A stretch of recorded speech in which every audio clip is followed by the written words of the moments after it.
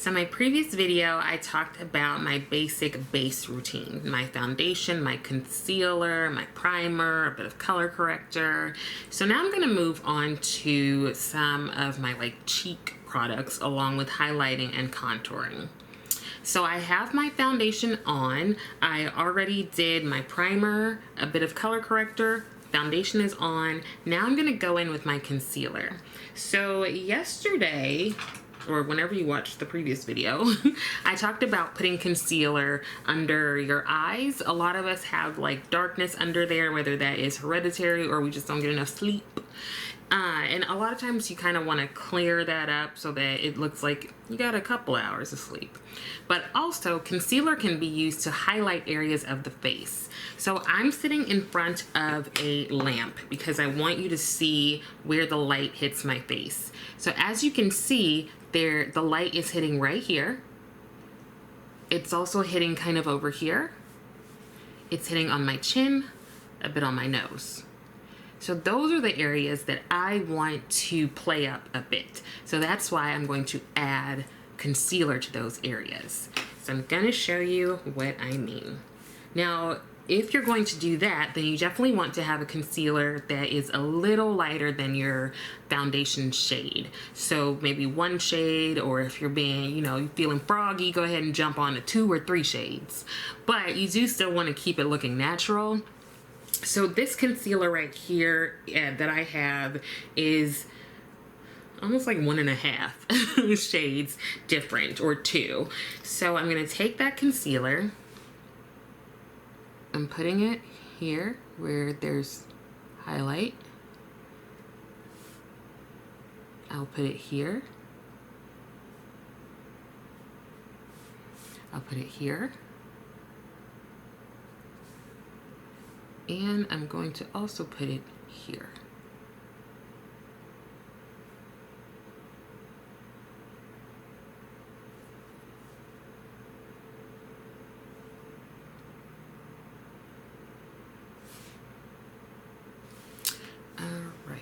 Now, I do like to let my concealer sit a little bit just so that it can dry down and give me a little bit more coverage. My nose is itching. What does that mean? I don't think that means anything if your nose is itching. Oh well. Oh, but we have a moratorium on student loan payments until January. Yes. Whew, child. This American educational system. Anyway. So letting it sit, dry down a bit, and I'm going to take the sponge that I use to put my foundation on. So it's a damp sponge.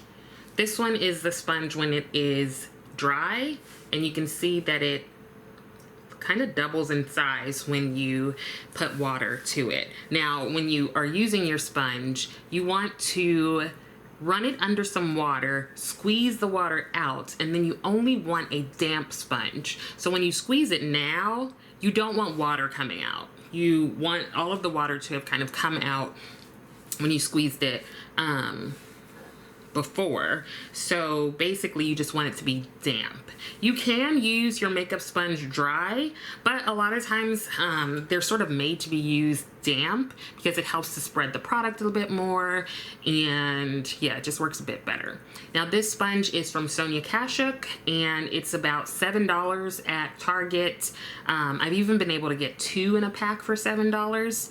There are also sponges from e.l.f. that are really good. Real Techniques has really great sponges. All of these are sponges that are less than $10. You could go the beauty blender route, and that sponge is $20. But there are so many other sponges, in my opinion, that do just as well or sometimes even better than the beauty blender. So I would rather just spend $7 than $20. So my concealer has started to dry down a bit, so I want to go ahead and start blending it out. If you notice that your concealer has dried down too much, like you were talking like I am and running around and doing stuff, what you can do is to, where did I put it? It's right in front of my face. What you can do is to take a setting spray that you might have, and you can spray your blender, your sponge, and get it to be a bit more damp. So I'm using the larger end of the sponge to blend out my concealer.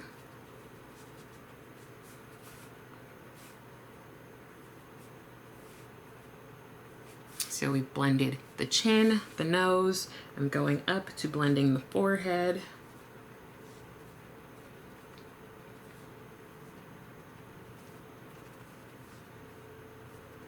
And now I'm going to go in and blend under my eyes.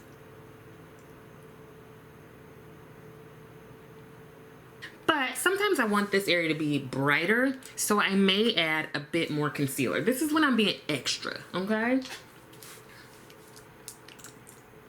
So I'm gonna use one that is a tad bit lighter.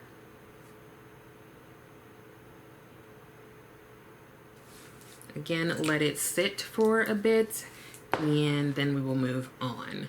Now, the next step, you can go a couple of different ways. The way that I go is that I then set my concealer. So I take a powder, and all of the areas where I put that concealer to kind of highlight my face, I make sure to set it because I want to like decrease the amount of creasing that I'll get. Now, our faces move unless you have like cosmetic procedures, and it doesn't really move that much. But if you don't, your face moves, right?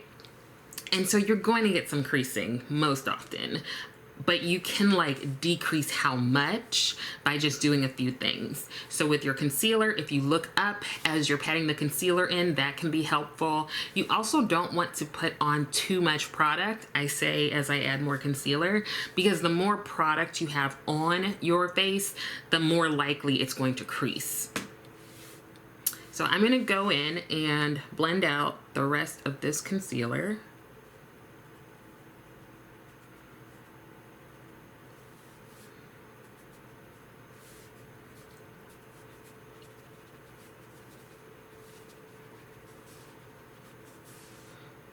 Sorry if you hear like rustling. My boob is in the way. I don't know what to tell you about that one.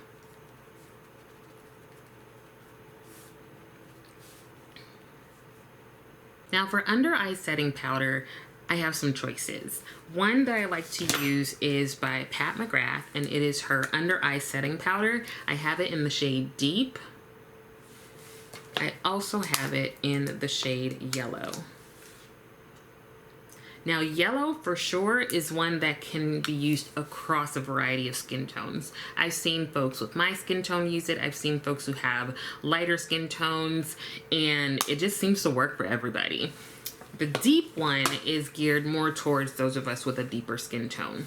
The reason that I got both is because I'm just extra, but I wanted to sometimes have a powder that does even more brightening for me. I typically stay away from translucent powders because oftentimes translucent just translates to white and ashy on me. So I like to have powders that have a little bit of a tint, whether that is closer to my skin tone or whether it's kind of yellow. So today I'm going to use, why don't I do both? I'll do one with the yellow, one under eye with the yellow, and the other with the brown or deep. I'm like making up words. So I'm just gonna go into this with a brush. And as you can see, I am looking up as I do this.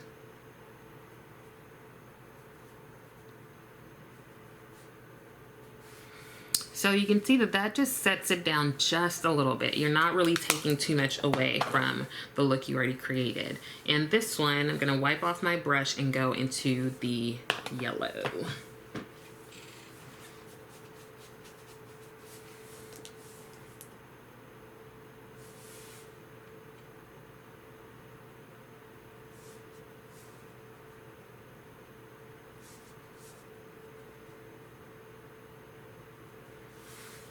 So there you can see, when you look at my face, you can see that there's a bit more of light on this area here. Now, also, you can use a loose powder. So let me explain the difference. A pressed powder is a powder that most often, as far as I know, comes in a compact. And when you open it, the powder is pressed into the pan. Pressed powders are great. They are portable. You can throw it in your bag. But oftentimes, when I'm doing my makeup and I'm at home, I will tend to use a loose powder to set my under eyes and the areas where I put the concealer, unless I'm doing the pressed powder with my girl Pat. And so this is a loose powder from Laura Mercier. This one that I have here is in translucent honey. So it's not just translucent. I stay away from that. But I also have it in medium deep, and I use this for a different purpose. Now, usually it comes with the cap on. I'll show you. So here you have it with the cap on. You take the cap off and you want to keep this. You can tap the powder into the cap. So you've got powder in your cap. And then you can either take a brush or you can take a sponge to use the powder. Now I'm just gonna put a little bit on because again, I don't want to add too many layers of things to my under eyes, but it's just this, so it's fine. So I will tap into the powder, and same thing like I did before. I'll often use sweeping motions, or I will just pat it in. Now if you want to use your sponge, you can go back in with the sponge you've been using and usually just tap into the powder. And if I feel like I picked up a lot, I will go ahead and just tap some of it off on my hand and then go in and press the powder under my eyes.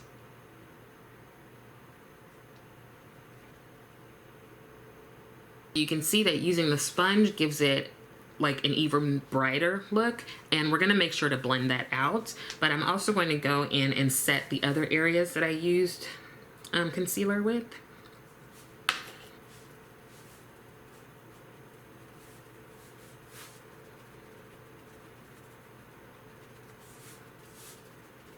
Now, because I don't want to be like boom pow with like crazy lightness going on my face, what I'm going to do is to buff that out with a brush. So I'm not adding anything to this brush, and it is like a fluffy powder brush. And I'm just going to make sure to blend out any of that excess powder.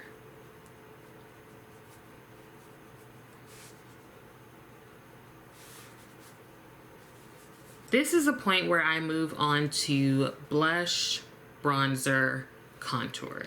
So some people will do bronzer and contour. Some people will do just bronzer. Some people will do just contour. The way I sort of started out is I would do just contour.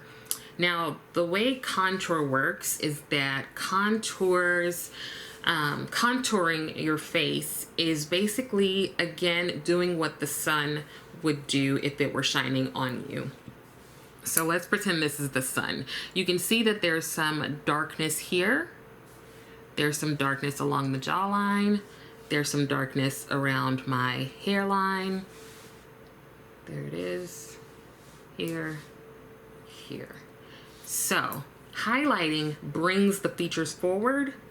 Contouring recedes your features. So you can kind of carve out and have a more prominent cheekbone if you want, a more sculpted jaw. You can do all of that stuff. So I'm going to show you what I use for contour. I have a couple of options. One is a cream from Fenty Beauty, and it is in the shade Espresso. This is a contour stick. There it is. So you can definitely find stick contours if you feel more comfortable using that. I also have another cream, and this is from Danessa Myricks, and it's in this little compact. This is Deep 2. So I have Deep 2 and I also have Deep 1. Deep 2 is somewhere. There is that. Want your contour to be a bit deeper than your skin tone because you're creating those shadows. Now, I already just have darkness in those areas, so it's almost like a natural contour. But if I want to bring it forward and like boom pow it, then I'm going to go ahead and use contour. So the easiest way to do this is to apply this kind of to the hollows underneath your cheekbone. So you would make the quintessential face, like that. And then that's where you're gonna put your contour. You don't want to come all the way down to your lip. You kind of want to stop when you've got like some 2 fingers distance or so away. So I'm going to start. And you can see I can actually feel underneath my cheekbone.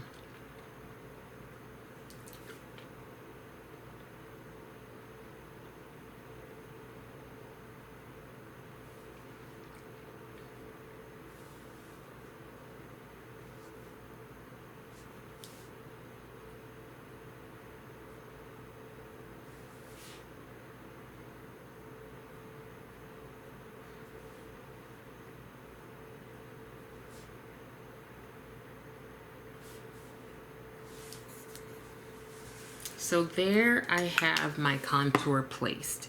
Now you can also do this with powder if you want to. And I thought it'd just be easier to show you for real, for sure, how it would look with a cream. So in terms of blending out the contour, again, you can keep using your sponge. Like your sponge can do everything essentially. So I'll blend this. And sometimes it takes, you know, just keep blending. Like, you know how Dory says just keep swimming? So you just keep blending. Keep blending and blending.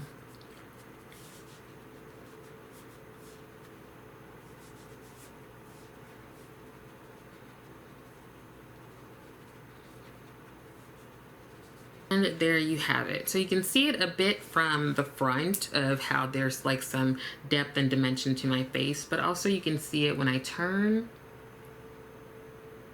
So you can see that there is just those areas that are a bit darker. We're also going to continue to blend things. Now, some people will set their cream contour with a powder contour. This is like if you want this mess to stay on all day, okay? Let's say you're like going out somewhere and you want your makeup to just like stay the whole time, then you can set it with powder. Anything you set with powder is you trying to keep it on your face, essentially. Now, let's say you decided, I don't want to do contour. That's too much. That's also fine. You don't have to do that. But maybe you want to do bronzer. So the difference between contour and bronzer. Contouring, again, it's making those shadows. It's kind of carving out areas of your face. Bronzer is warming up your face. So if you have been outside in the sun, getting your little tan, again, we're going to use where the sun would naturally hit your face. So typically, when you're getting that little tan, don't get burnt. It's like around this area that your tan shows up, this area, sometimes around the nose. And so those are the areas that we will put bronzer on. Now, bronzer, some people use bronzer like contour. Honestly, you can do whatever you want. But typically, bronzers are warmer toned and contour is a bit cooler toned. But here is a bronzer that I have from Huda Beauty. And what I'm going to do is to get a fluffy brush that's kind of pointed. I'm going to tap into that. And here is where I want to put it. So I'm actually putting it above my contour. And this is just to like cheat a suntan. Like, yeah, I've been out in the sun. No, and I haven't. Kind of look like I got some sun, you know? Here for it. So the next thing is blush. Now, before bronzer and contour, I started wearing blush. And now, like around now, it seems like so many people are into cream blushes. I still like my powders the most, but I do have some cream blushes. Now, blush on deeper skin, we have a lot of options. We can do more of a mauve-y kind of cool tone pink. We can do a deeper pink. We can do a berry. We can do an orange. You can do so many things. Did you know that? Because I didn't know until I started doing it. that I have like really dug into, and this one is called Nude Kiss, and it actually is a great color on deeper skin tones. I wasn't sure with the name. I was like, that's nude usually doesn't mean me. But I like that it gives me sort of like a natural flush. So I'm gonna take some of that, if I can. And you can put it on your finger and tap it onto your cheeks.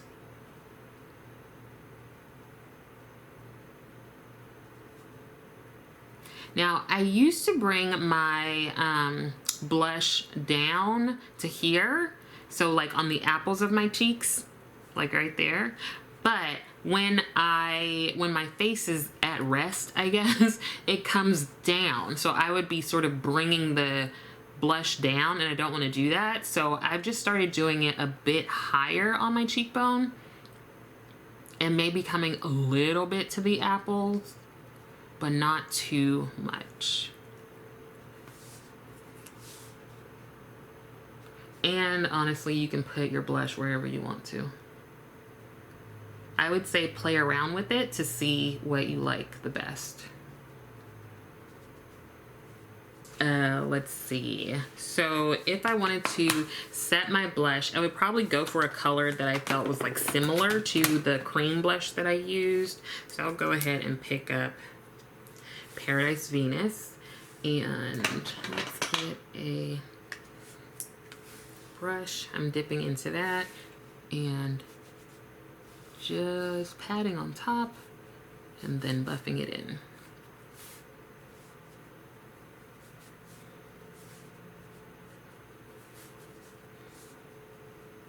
Right, two more things. So you know how we highlighted the face, right? Well, now we can actually use highlighter. Did you know that? So I only have two highlighters because I don't highlight too much, but here is one, and highlighters will be pressed or they will be in loose form. You can do whatever you want. And I typically will take a smaller brush and just brush it across there. And then I highlight here.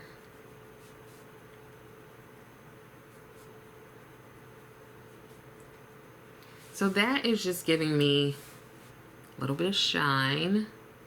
Some highlighters are subtle and some are more in your face. This one is a subtle, sort of buildable one.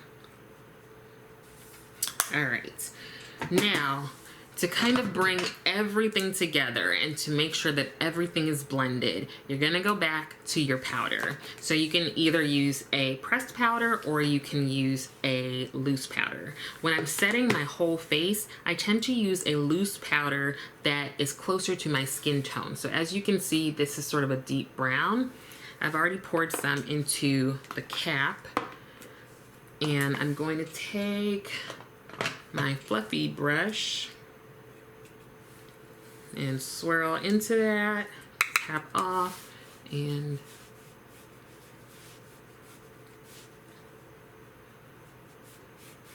you could also use a pressed powder if you wanted. With the pressed powder, you can use a puff. You could tap into that and just kind of set your face that way. Or you can go for a lighter dusting of it and swirl a brush in there and do this.